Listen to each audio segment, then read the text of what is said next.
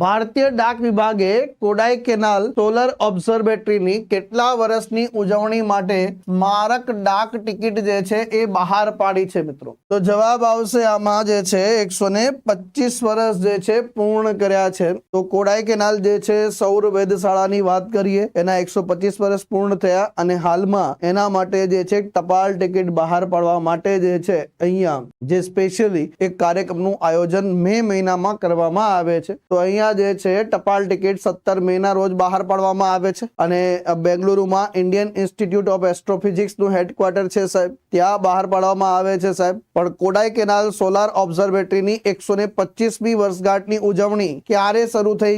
1 April 2024 થી start થઈ છે. હવે જો કોડાઈ કેનાલ સોલર ઓબ્ઝર્વેટરી જે છે એ આવેલી છે તમિલનાડુ રાજ્યમાં. ધ્યાનથી સાંભળજો, 1 એપ્રિલ 1899 ના રોજ સ્થાપના થાય છે અને જે છે કોના દ્વારા આનું સંચાલન કરવામાં આવે છે? ઇન્ડિયન ઇન્સ્ટિટ્યૂટ ઓફ એસ્ટ્રોફિઝિક્સ દ્વારા. 1895 માં મદ્રાસના જે છે તત્કાલીન ગવર્નર જે લોર્ડ વેનલોક હતા સાહેબ, એના દ્વારા આનો પાયો નાખવામાં આવ્યો હતો અને આ સૌથી એશિયામાં સૌથી જૂની વેધશાળા પણ ગણાય છે. આ ઉપરાંત એ જે તે વખતની પરિસ્થિતિમાં જે છે 1875 ને સમયગાળામાં જે સૌથી મોટો જે છે દુકાળ અકાળ આવે છે, તો એના પછી જે છે આની જરૂરિયાત ઊભી થાય છે ને બનાવવામાં આવે છે.